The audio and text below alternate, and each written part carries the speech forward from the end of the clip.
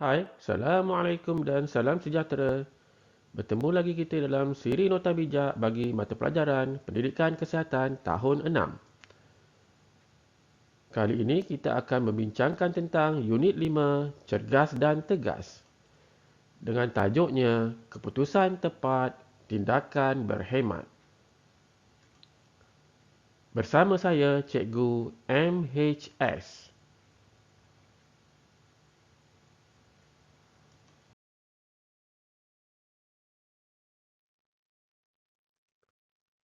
Standard kandungan kita pada kali ini adalah 2.1 Mengetahui pelbagai jenis emosi, kepentingan dan cara mengurus emosi untuk meningkatkan kesihatan mental dalam kehidupan harian. Manakala standard pembelajaran kita adalah 2.1.3 Memahami kepentingan kemahiran asertif dalam mengurus emosi.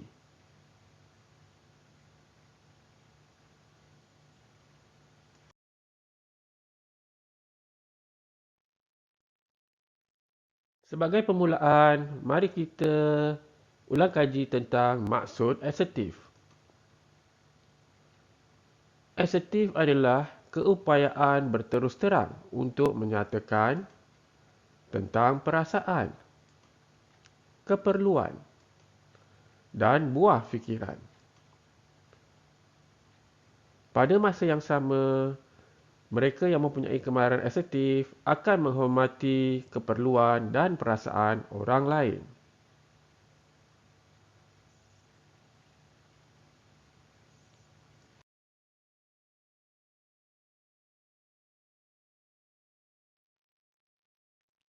Untuk isi pelajaran kita pada hari ini, kita akan merujuk kepada buku teks Pendidikan Kesihatan tahun 6 halaman 32. Jom kita lihat apa yang tertulis pada halaman 32.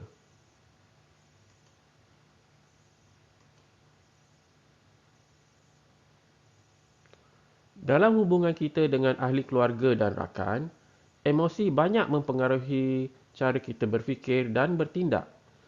Kemahiran asertif dapat membantu kita membuat keputusan dengan bijak. Tingkah laku akan terkawal menerusi tindakan-tindakan yang cermat. Kesannya, kita akan saling menghormati antara satu sama lain. Rajah di bawah menunjukkan kepentingan asertif dalam 3 situasi asas kemahiran pengurusan emosi.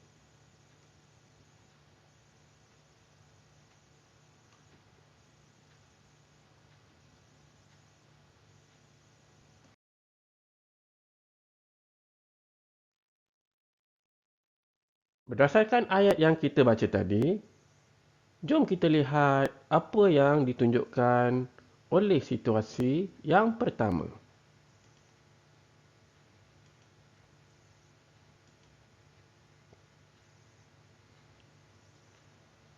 Berdasarkan gambar yang kita lihat ini dan dialog yang kita baca, kita dapati bahawa murid perempuan tersebut sedang meluahkan perasaannya kepada murid lelaki itu. Di sini kita dapati bahawa murid perempuan itu mempunyai kebolehan meluahkan perasaan.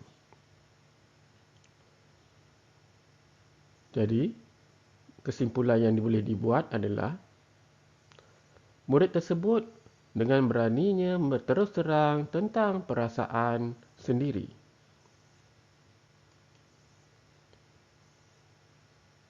Namun kita lihat apakah tindakan berhemat yang dilakukan oleh murid lelaki tersebut. Murid itu menolak dengan cara yang baik dan berhemat, iaitu tidak menyakitkan hati dan perasaan murid perempuan tersebut.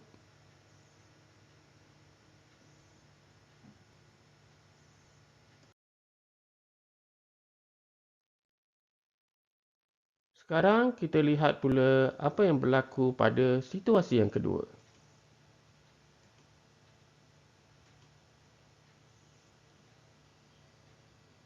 Kita dapat lihat bahawa terdapat 4 orang rakan sedang membincangkan tentang sesuatu perkara.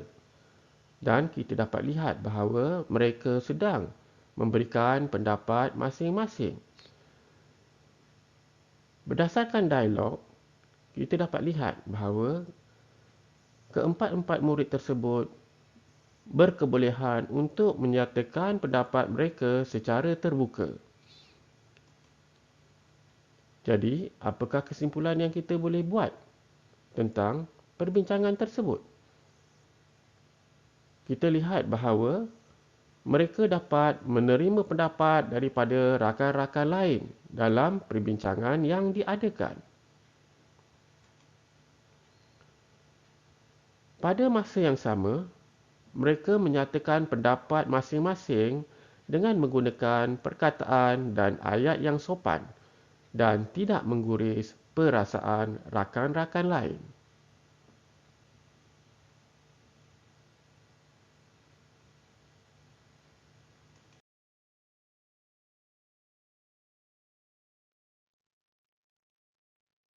Seterusnya kita lihat apa pula yang ditunjukkan oleh gambar pada situasi yang ketiga.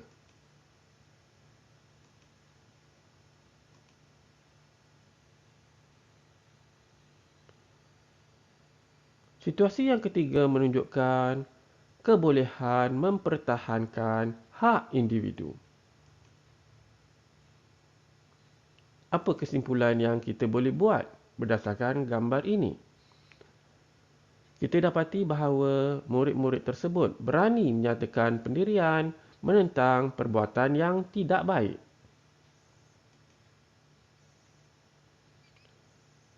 Tetapi pada masa yang sama, mereka menyatakan pendirian dengan menggunakan perkataan dan ayat yang sopan tetapi tegas.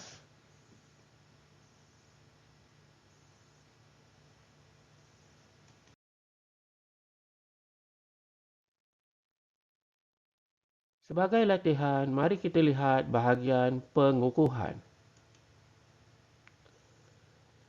Bina beberapa set situasi yang memerlukan tindakan asertif.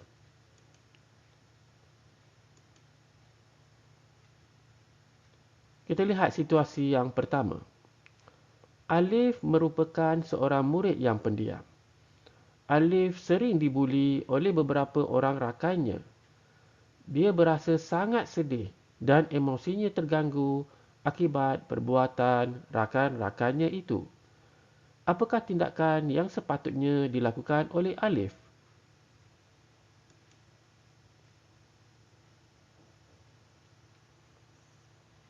Berdasarkan situasi ini, sepatutnya Alif berani berhadapan dengan rakan-rakan yang membulinya dan menyatakan perasaannya serta menegur perbuatan murid-murid tersebut.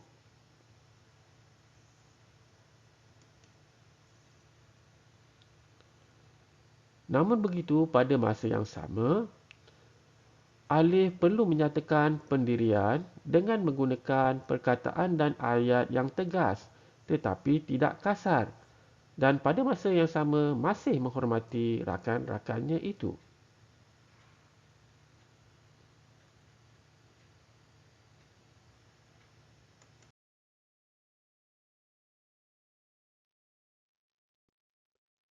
Seterusnya, mari kita lihat situasi kedua yang kita boleh bina untuk kita lihat apakah keputusan tepat dan tindakan berhemat yang kita boleh buat berdasarkan situasi tersebut.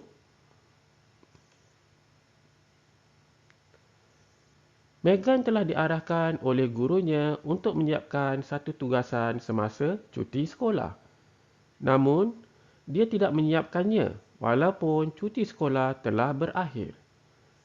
Hal ini kerana dia terpaksa pulang ke kampung bersama keluarganya untuk menjaga neneknya yang sakit. Apakah tindakan yang sepatutnya dilakukan oleh Megan selepas itu?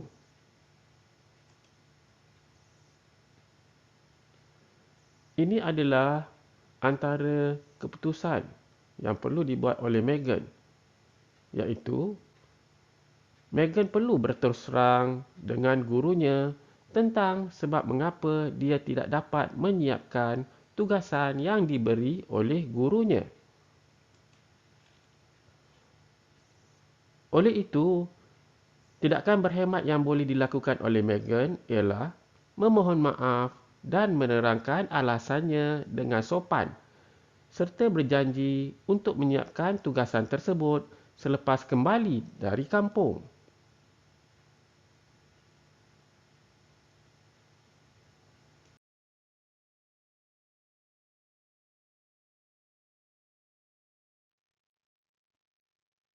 Begitulah berakhirnya perbincangan kita pada kali ini. Kali ini kita telah menggunakan rujukan buku teks Pendidikan Kesihatan tahun 6 halaman 32.